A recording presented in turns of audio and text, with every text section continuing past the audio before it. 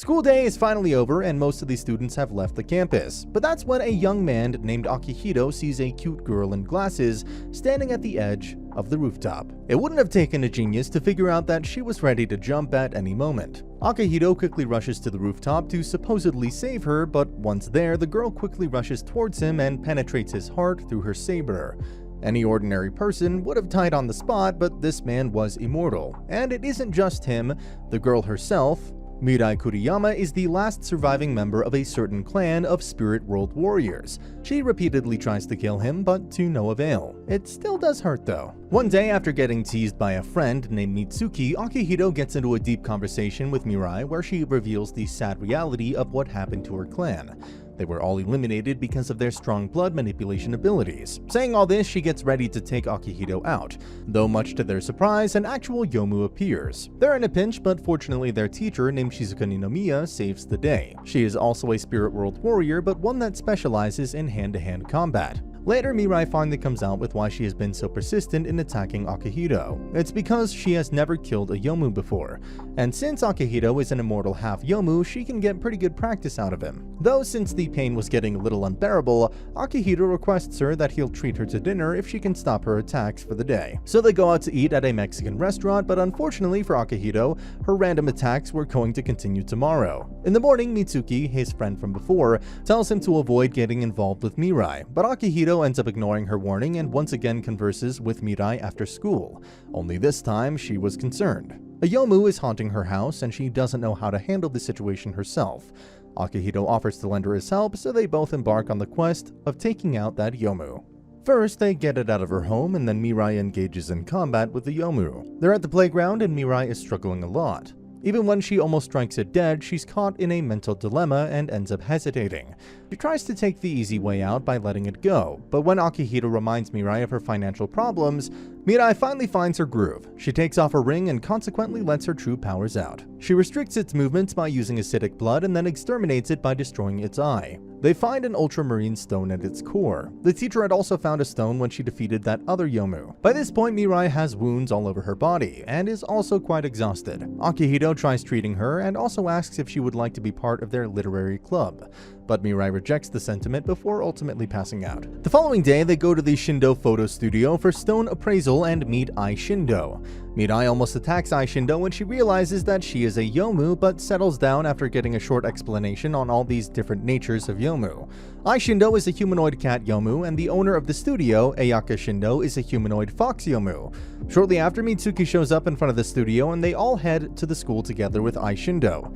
Mirai still doesn't want to join the literary club though. During school day, Akihito talks to Mitsuki's doting older brother, Hirumi Nase, about the increasing Youmu attacks, but gets no straight answer, and later he goes to the studio all alone in order to inquire Ayaka about the contents of a postcard sent by his mother, Yayoi Kanbara. Though you can probably imagine Akihito's embarrassment when he realizes how the postcard features his mother dressed in a catgirl costume. And to add fuel to the fire, both Mitsuki and Mirai also show up. After successfully embarrassing the living daylights out of her son, Yayoi explains that a Youmu called Hollow Shadow is lurking in the shadows. It is dangerous and he should avoid any encounters with it. Ayaka adds on to this warning by revealing how Give-a-level spirit warriors got wrecked by this Youmu. Anyways, Ayaka then finally appraises that Youmu stone they had acquired, but it turns out it's only worth a measly 1,000 yen. Quite a letdown considering how the one their teacher defeated turned out to be worth 26,000 yen. Still though, it's Mirai's first win as a spirit world warrior, and that warrants a celebration. So she treats Akihito to a beef bowl, but then suggests to Akihito that he'd rather stay away from her troubles. It may not look like it, but she has actually murdered someone in the past. Next morning, Mirai tries to take down a low-level Youmu, but gets held back because of her own hesitance. Thankfully, Mitsuki appears at the scene and takes it out, hence in turn acquiring its stone. She wants Mirai to have it, but no, Mirai doesn't need her charity. While this goes on, the threat of Hollow Shadow starts getting more and more attention. Mitsuki and Hirumi's older sister, Izumi Nase, has a serious conversation with Miroku Fujima from the observation department. Now, Akihito still hasn't given up on getting Mirai to join the club, and he pesters her to at least pay them a visit. Later, Mitsuki asks Akihito to meet her at the train yard. Looks like she needs to talk about something serious. She mentions how Mirai is definitely planning on taking on the Hollow Shadow all by herself, and it's probably because of something that happened in the past. Akihito tries confronting Mirai about the story Mitsuki told him, and it was the truth. Mirai did indeed kill the daughter of the Inami clan who had adopted her. She was a dear friend, and yet she ended up killing her just because she was afraid when her friend got possessed by that Youmu. By this time, the Hollow Shadow has made its way to the Nagatsuki city, and the moonlit sky now emanates a purple glow. Akihito keeps trying to stop her, but she doesn't listen. And coincidentally, once Mirai is there, she comes across Sakura Inami, the sister of the girl she had killed. Sakura was driven by fear, and so she tried to cross blades with Mirai and end up getting sucked into Hollow Shadow's hallucinations. The fight is ultimately stopped by Akihito before things reach the point of no return. Both Akihito and Mirai narrowly escape Sakura, but the confrontation with the Youmu isn't over yet. They're in the world of illusions created by the Shadow Youmu. When Mirai sees an image of Yui Inami, she's taken in. But fortunately, Akihito snaps her back to reality before the Hollow could kill her. This in turn reveals the Shadow's main body, and they together end up weakening it with corrosive blood. Mirai wonders about her own self-image and even asks Akihito about it. Though while Akihito replies sincerely, the Hollow Shadow ends up possessing him. This creates a dire situation where Mirai has to stab that Youmu out of Akihito. She hesitates but ultimately pulls through, and once it's out, Mirai finally kills it for good. However, the problem was Akihito. What was going to happen to him? Hirumi Nase, Ayaka Shindo, and their teacher Shizuku appear at the scene and lock up the now unstable Akihito. But when Akihito goes berserk, the trio couldn't manage to keep him confined any longer. In the end, they're knocked unconscious. However, Akihito's demonic outlash made Mirai tear up. She runs to him and hugs the rage out of his Youmu. When he's finally conscious again, he sincerely apologizes for all the trouble he has caused, and Mirai starts crying once again. Though the next day, when they take the stone to get it appraised, it turns out to be worth only 200 yen. Of course, this makes no sense, especially after what they went through, but Akihito reassures her that Ayaka wouldn't lie about the value. Little did they know that the stone they had was replaced. The actual Hollow Shadow stone is presented to the head of the Nase family by Izume Nase. Its intention is to stall the Spirit World Warrior for the time being. After all of that happened, Mirai finally lets up and joins the literary club. And later, all four of the members, Akihito, Hirumi Nase, Mitsuki Nase, and Mirai, pay a visit to the Nase mansion. They run into that Moroku from the observation department. When they meet Izumi Nase, Mirai's Spirit World Warrior license gets suspended for a month after her careless behavior and trying to take on the Hollow Shadow herself, even after all the warnings. This does make her panic though, as she lost her source of income. Mitsuki helps in getting a part-time job, but while they were having a discussion at a pancake cafe about Akihito and what his relationship is with the Nase clan, they notice someone passed by a Youmu just walking by. Mirai ends up killing it right before their teacher Shizuku arrived at the scene. She thanks them for taking care of the job for her and treats them to barbecue. Anyway, they later go to the place Mitsuki works at part-time, the Ayaka photo studio. Mirai is hired and even forced to photo shoot immediately. Following this, they talk about Akihito's psychological damage after that menacing transformation, and then they talk about going to the festival. Apparently, Mitsuki was always barred from attending festivals because of her responsibilities as a Spirit World Warrior, but after Mirai asking her, the two end up going to the festival where they come across Akihito and Hirumi. Looks like no one will be alone at the night of the festival. All of them have a great time. The following days, Mirai brings in bonsai trees whenever they're together at the literary club, and this is when Akihito realizes why she is always financially troubled. It's her gardening hobby. Eventually, Mirai gets her license back and immediately wants to take out a Youmu so that she can pay the month's rent. She asks Ayaka if there's one around, and looks like there is. It's a fruit-type Youmu worth 500,000 yen. And it's loitering around on their school's rooftop. Now Mirai instantly leaves to hunt for the Youmu without hearing about its characteristics whatsoever. Akihito learns of the situation and quickly leaves to try and keep her from engaging in combat with that Youmu, but they both end up falling into its defense trap. Later that evening, Shindo mentions how the Youmu is quick to get distracted when girls are around, and so the duo tries to make Mitsuki help them out. Just like that, they have a go at it once again. Mirai shows her female appeal while Mitsuki comes in from behind.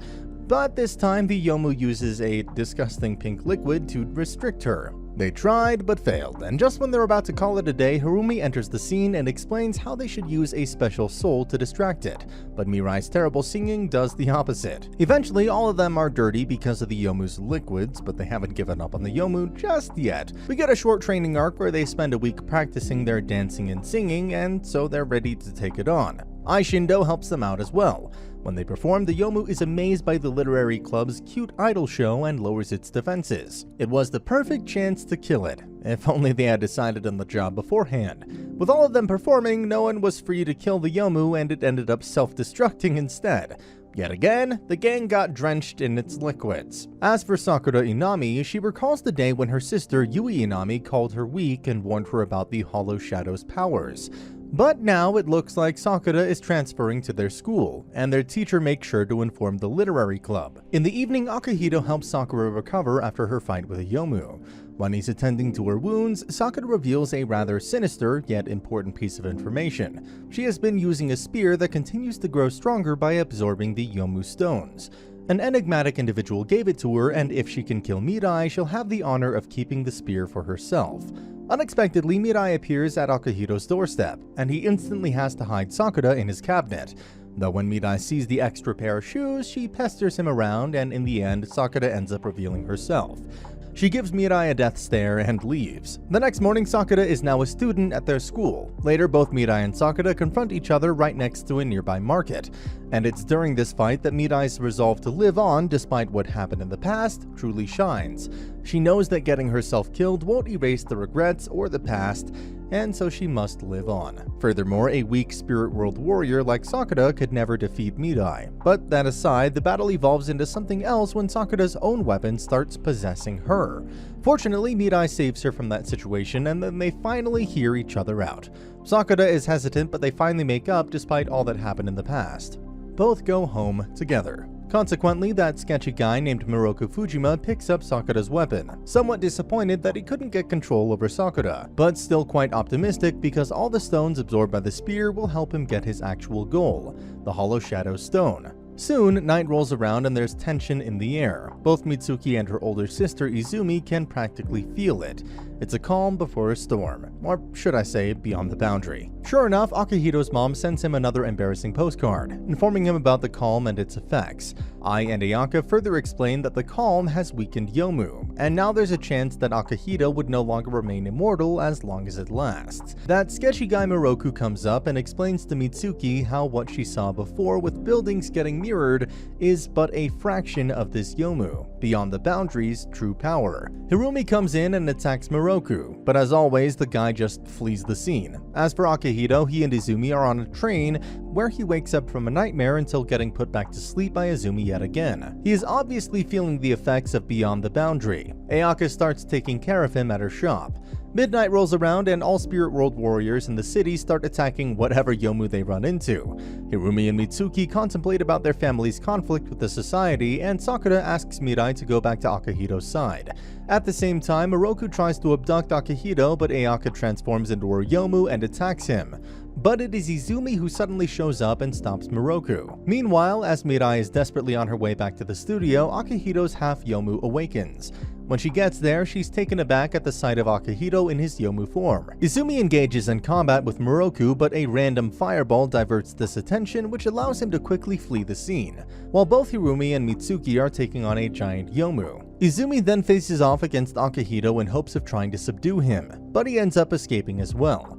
Now, after Hirumi and Mitsuki defeat the giant Youmu, they meet up with Izumi and Mirai at Akihito's apartment. It is here that Mirai reveals how the calm has affected and weakened Akihito's half-human state more than the Youmu state, and that has caused the Youmu part to take over, or at least that's what Ayaka said.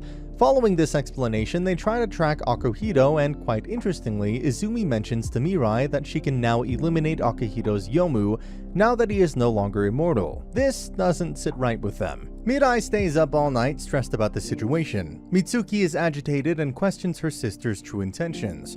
While Hirumi braces herself and later confronts his sister, he expresses his suspicion that she has been manipulating Mirai to kill Akihito all this time. But Izumi instead warns Hirumi about what their society has been plotting against their family. Hirumi is unsure and wonders what's the real reason behind what's been going on. He investigates a little, puts two and two together, and ends up realizing that Akihito's other half is beyond the boundary itself. Meanwhile, that sketchy guy Miroku sneaks in and obtains the Hollow Shadow Stone from the Nace family vault. As for Mirai, she finally comes face to face with Akihito's Youmu. It is a fierce battle until finally, with all her emotions breaking her heart, Mirai lands the decisive blow and ends it all. Still though, Akihito wakes up in his apartment and sees Mirai right beside him. Looks like she's been taking care of him all this time. Together, they go to the school and see both Mitsuki and Sakura in their swimsuits for some reason. At the club room, Akihito shares his appreciation to Mirai for taking care of him, but eventually Mirai reveals what actually happened during their battle, and how the actual reason she came to this city and to this school was so she could kill Beyond the Boundary. Still though, she just couldn't. She couldn't bring herself to kill him. Instead, she used her blood powers to somehow make herself the vassal of Beyond the Boundary, but ended up disappearing because of that. Akihito is obviously quite appalled, and when Mirai in this dream kisses him and bids him farewell, he finally wakes up to reality. As it turns out, 6 months ago, Mirai was tasked to take out Akihito's Beyond the Boundary by the Nase family head. So she came to this school, and even though Izumi told her not to get emotionally attached, she eventually came to understand Akihito and his pain a little better. Gradually, they started getting closer to each other. That's why after the festival was over and she encountered Izumi, she let her know that she can no longer carry out that task. But that's when Izumi proposed something else. If she doesn't want to kill him, she can save him instead by sacrificing herself. So Izumi weakened Akihito, which caused his Youmu side to emerge, and then following Izumi's directions, Mirai did what she had resolved herself to do. Looks like things had gone exactly as Izumi had planned. It had been 3 months since the incident when Akihito finally wakes up. Hirumi and Mitsuki are the ones who explain how Mirai stripped him of his Youmu at the cost of her life. Akihito is broken and frustrated. When he confronts Izumi about it, she confesses that it was indeed her idea. Poor guy's on his way to his apartment when he comes across Sakura, and she's also devastated and asks him about Mirai's whereabouts. Sadly, he couldn't say anything and simply walked away. Once home, he checks his phone only to find Mirai's last email. She expresses her gratitude for coming into her life and helping her accept herself. It's her final farewell before leaving to defeat Beyond the Boundary. This is where Miroku pops up on the screen yet again. He rationalizes that Beyond the Boundary is currently in a battle against Mirai in a different dimension. He uses the spear to inject energy into Beyond the Boundary and ends up creating a black sphere hanging in the sky. This creates a reaction in all other Youmu, who start getting absorbed by the energy influx. Meanwhile, Akihito and everyone else are summoned by someone to meet up in the literary club. It's his mother. And after the usual embarrassment is done and gone, she explains how Mirai is still alive, fighting a long, strenuous battle against Beyond the Boundary all by herself. She gives Akihito a shard of Beyond the Boundary, which fell off when he got possessed by Hollow Shadow. By coming into contact with it, he can retain some of his powers and go help Mirai in that dimension. Izumi is suddenly there, telling him not to go, but Akihito couldn't care less about the consequences at this point. So with a larger-than-life heartbeat, he runs towards the black sphere, enters it, and quickly merges with his puppet version that was there in the mirror dimension. There, the two finally reunite after 3 whole months. Mirai is not very pleased at first because this means that her sacrifice was meaningless, but when she hears him out, how he never wanted her to sacrifice herself for him, and how selfish this behavior was, Mirai begins to understand where he's coming from. At the same time, Izumi confronts Akihito's mother about what her son actually is, but she dodges the question by shifting her attention to what Miroku is up to before leaving. As for Akihito and Mirai, they now have to figure out how to defeat and subdue Beyond the Boundary. Together they push through with their abilities and somehow make their way to the core of this Youmu, while Hirumi, Mitsuki, Sakura, Izumi, and that teacher Shizuku confront Miroku. But Miroku quite conveniently creates a barrier and encloses both himself and Izumi inside of it, though Hirumi manages to enter that barrier as well. He comes across another shocking revelation. Both Miroku and Izumi have Youmu inside of them. This makes Izumi look even more sus. Anyway, they manage to take down Miroku, who basically just exploded. Back in the mirror world, both Akihito and Mirai are forced to come face to face with their past. Regrets, trauma, and emotions, they must overcome that darkness while inside Beyond the Boundary's core. To top it off, this struggle is visibly portrayed considering how thousands of Youmu appear before them, and they have to take them all on. Just like that, Akihito pushes through and confronts Beyond the Boundary.